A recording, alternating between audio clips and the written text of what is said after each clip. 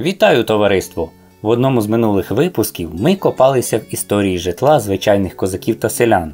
Ну а сьогодні настала черга звернути нашу увагу на умови проживання вищих шарів суспільства в ті бурхливі часи. Вмощуйтесь зручніше та запасайтеся смаколиками, якщо вам цікаво дізнатися, як виглядали та які особливості мали багаті хати та маєтки часів козацтва, яке було планування та меблювання, а також що було на подвір'ях і в господарстві багатіїв та шляхетних панів. Українська шляхта – це частина привілейованого стану суспільства часів Речі Посполитої у 14-18 столітті. Ще з радянських часів шляхту несправедливо сприймали тільки як щось чужоземне та загарбницьке. Але в дійсності це була невід'ємна частина нашого народу. Адже в Україні шляхтичами були багато відомих людей, в тому числі більшість гетьманів та козацької старшини. 400 років тому на більшій території України шляхта проживала найчастіше в дерев'яних зрубних будинках, які покривались дерев'яною черепицею, так званим ґонтом. Розмір та планування будинків були різноманітними. Наприклад, в інвентарному описі одного з дворів поблизу Володимира в 1590 році є відомості про великий дім, вкритий ґонтом. В плані він мав 4 приміщення, що поділялися на 2 хати, розділені сіньми, та коморою біля однієї з хат. Така будівля для нас більш схожа на звичайну сільську хату з 19-го або першої половини 20-го століття, а аж ніяк не на панські хороми. Але історія та археологія говорять нам саме про такі будівлі. Безперечно, зовсім в іншій категорії стоять замки казково багатих магнатів, але про них ми сьогодні згадувати не будемо. Крім одноповерхових будинків, заможні пани та міщани іноді зводили собі навіть двоповерхові дерев'яні особняки з багатьма кімнатами, другий поверх яких займали господарі, а на перших поверхах мешкала челядь, тобто слуги. В свою чергу найбідніші шляхтичі могли задовольнятися звичайними двокамерними глиняними хатками-мазанками з світлицею та сіньми. Адже не треба сприймати умовного шляхтича тільки як багатого пана, оскільки серед них були також ті, що не мали великих статків та могли бути звичайними козаками або слугами в багатших колег. Правда, що ми всі шляхтичі і всі дворяни, тільки щабльові.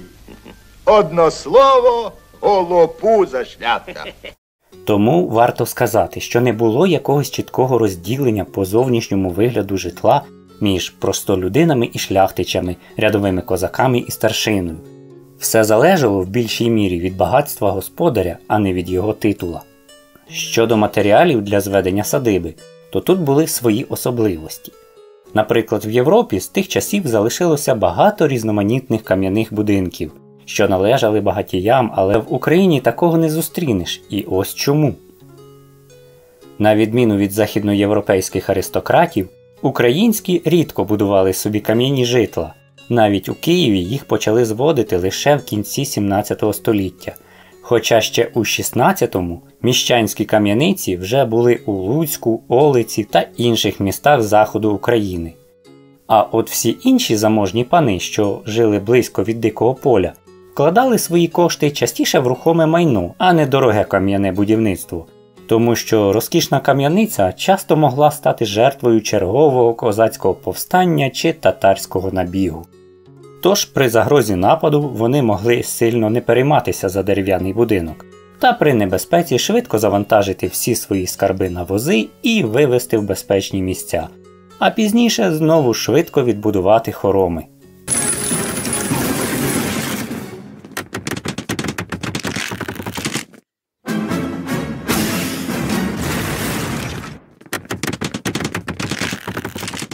З 15 століття та до початку 18-го помешкання козацької старшини мало чим відрізнялося від хати грошовитих козаків і міщан.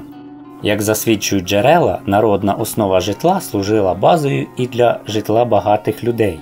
Дуже часто будинки козацьких ватажків були порівняно простими. Це були звичайні хати на 2 половини, тобто світлиці по бокам, а посередині сіни. В кожній світлиці по 4 вікна, і тільки зовнішній вигляд будівлі з ганками навколо, з віконницями, горищами над коморами могли відрізняти їх від хати простого заможнього козака. Поруч із двором завжди був тік з господарськими будівлями, де обробляли врожай. Також були сади та пасіка. По кількості будов в дворі та їх плануванню існує цікавий короткий опис маленького панського двора 70-х років 16 століття з Волині. У будинку, де жив господар, було 3 приміщення – 2 світлиці і комора, а слуги жили в окремій хаті з світлицею та сіньми. Ну а поряд в дворі була зведена ще одна окрема комора. Тому загалом такий дворик мав 3 будівлі. Також варто не оминути увагу те, що серед замків та фортець існували будинки, в яких проживали їхні управителі. Писемні джерела дають нам певні відомості про планування такого житла у 15-17 століттях. Наприклад, в описі Луцького замку 1552 року йдеться про будинок, що складався з 2 хат, які стояли поряд. Між ними не було сіней, тільки до однієї з них прибудовано комору. А в описі замку і містечка Буремля 1573 року є відомості про житло, що складалося з 2 хат і сіней, а в сінях була виділена окрема кімната, в якій розміщувалася пивниця. До речі, ось вам цікавий пояснюючий факт. Словом «хата» спочатку позначали саме житлову кімнату, так як найпростіші будинки були однокамерними, то і загалом будівлю називали хатою, а в пізніші часи будинки набули багатокамерності, і хатою хоч і називали лише житлову кімнату, але назва з часом перекочувала на всю будівлю загалом, що могла складатись, наприклад, з хати, сіней та комори. Дуже важливим було також місце розташування маєтку. Розміщували садибу завжди зважаючи на аспекти зручності проживання та оборони. Шляхетський дім стояв найчастіше на високому місці, недалеко від лісу над рікою, звідки був вид на всі сторони. Дуже часто це був немов замочок, укріплений на всібіч, щоб завжди можна було відбитися від нападу як не татар, то сусіда або й свавілля якогось війська. Показовим значенням важливості укріплення двору є напад Данила Чаплинського на Суботів, маєток Богдана Хмельницького, що стало іскрою до найбільшого повстання в нашій історії. Тому кожен шляхтич завжди мав бути готовий до раптового набігу. За бучанськими степами йдуть наші з бунчуками, а я з плугом і з косою. Так, наприклад, двір у Коренці під Ярославом у 1670-х роках мав довкола вали, а також частокіл із дерев'яними баштами. Башту або бійницю будували завжди з міцного матеріалу на 1 або 2 поверхи, щоб звідти зручно було боронитися та обстрілювати ворога. Частокіл по-старосвітськи звався Острог. Він був із дубових паль, загострених мов списи. Довкола обійстя йшла також огорожа з тернового живоплоту, а за нею був глибокий рів. Так само були міцні в'їзні ворота. На башті та на інших двірських фортифікаціях вночі сторожили селяни, що мали за обов'язок співати або дути в сопілки на знак, що не сплять.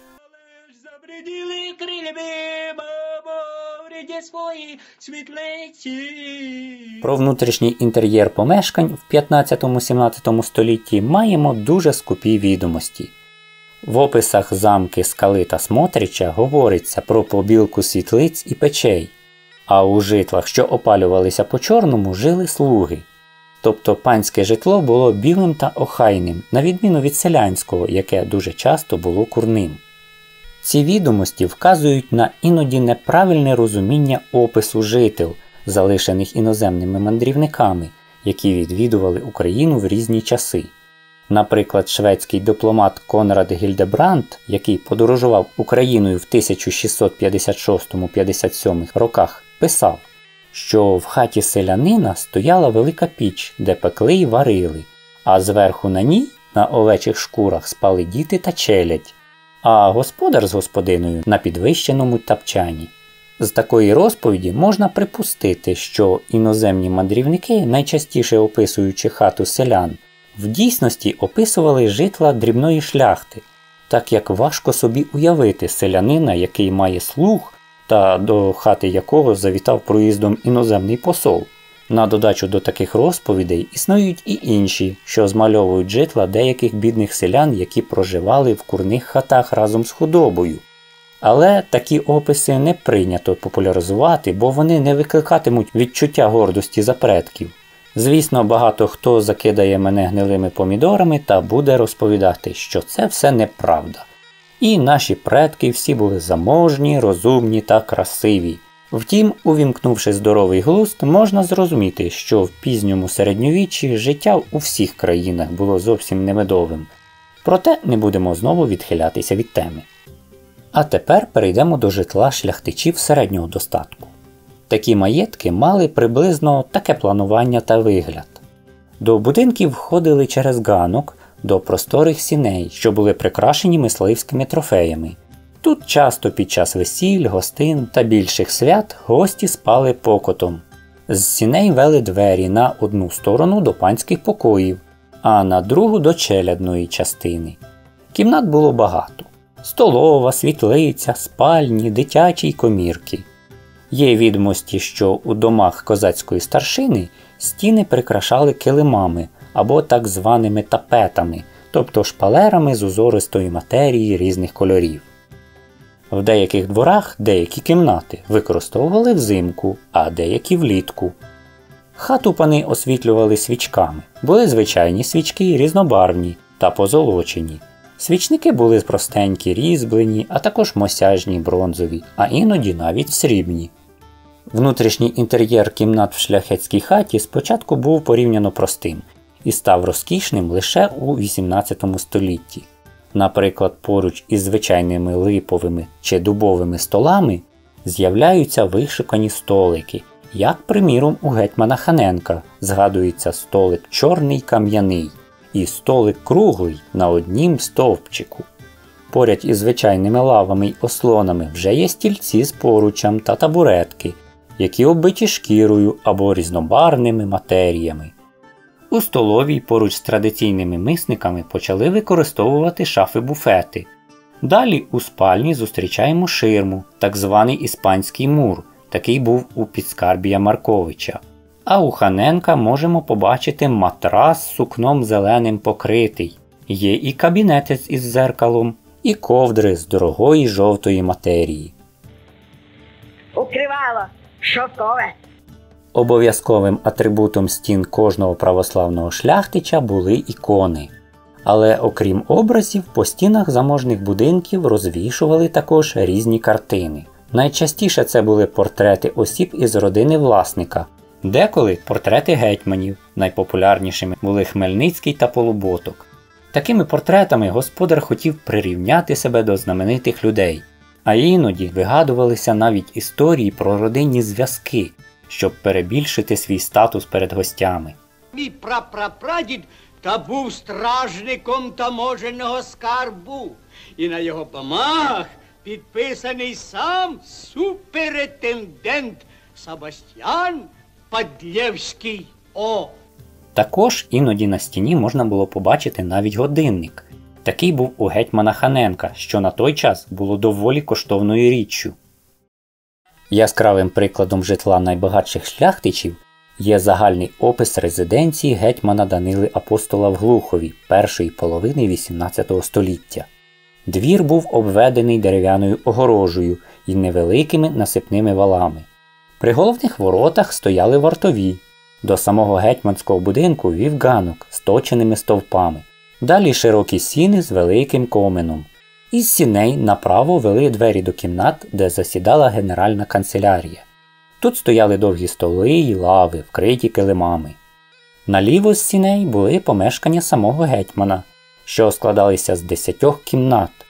Головна світлиця була оббита блакитним сукном та мала 6 вікон, шибки яких були оправлені оловом. На головній стіні висіла ікона розп'ятого Христа, а в кутках євангелістів. Посередині стояли великий стіл та стільці, оббиті атласом та червоною й чорною шкірою. Лави були застелені килимами. Також була піч з полив'яних кахлів, розмальованих квітами. Двері були гарної теслярської роботи, мальовані на завісах із замками. Далі йшли інші, більші й менші кімнати. Була й окрема баня з білою піччю. Перед вікнами стелився квітник. Далі йшли вишневий садок, плодові сади й городи. З господарських будинків згадуються такі: кухні, пекарні, хліви, конюшня, винниця, кузня, льодівня, пивниці, курники та навіть нужник, покритий гонтом. Також гарно описаний колодязь. Він був дубовий, огороджений дошками, а на ньому 2 колеса і на залізних ланцюгах 2 відра. За гетьманською оселею простягалася ріка зі ставом, де ловили рибу. Поряд стояв млин, а далі були пасіки й поля. Як зараз, так і тоді кожен багатій намагався вирізнитися та вигадував щось нове в інтер'єрі своєї садиби, щоб здивувати гостей та показати своє багатство. Яскравим прикладом цього був генеральний підскарбій Маркович, який наказав решітку при своїм саді пофарбувати блакитною фарбою, вершки білою, стовпчики зеленою, стовпи та край воріт мармуровою, покрівлі на будівлях червоною, а двері й одвірки білою. В його хаті час від часу щось переробляли. То впорядковували світлицю, то вбирали інакше будуар пані, то будували печі новомодні. Проте аристократи займалися розкішним впорядкуванням не тільки будівель та інтер'єрів. При великих панських садибах створювалися по-мистецьки спроєктовані парки та сади. У різних століттях панували різні моди. У 16 столітті модні були сади на італійський зразок, що засаджувались місцевими квітами та деревами, найбільше липами. А у тіні дерев влаштовували ставки, де розводили рибу. Також поширеним було тримати клітки повні різних звірів та птиці, таких як фазани, куропатки, голуби та інші. A tu patrzcie, co za skubany. Chomik, jaki kurwa fajny. Wpierdala se tra... Під кінець 17 століття на місце італійських поширилися французькі впливи. І чим більш штучним і неприродним були сад і квітник, тим більше вони викликали панський захват. Заглибившись в історію побуту багатих верств населення козацького часу, можна прийти до висновку, що тодішнє суспільство мало чим відрізнялося від сучасного в своїх вподобаннях та прагненні виділитися з-поміж інших. З другої половини 18 століття зі зникненням татарської загрози з Дикого поля та козацьких повстань будівництво палаців та маєтків набуло величезних масштабів. Багаті шляхтичі та козацька старшина перетворилися в дворян Московицької імперії. Але то вже зовсім інша історія. Ось на цьому сьогодні я і закінчу мою розповідь. Дякую, товариство, за перегляд та підтримку. Якщо вам сподобалось це відео, ставте вподобайки та пишіть свої шляхетські думки під ним. Обов'язково поширюйте його в соцмережах. Це дуже допоможе каналу. Всім перемоги та миру. До наступних історій!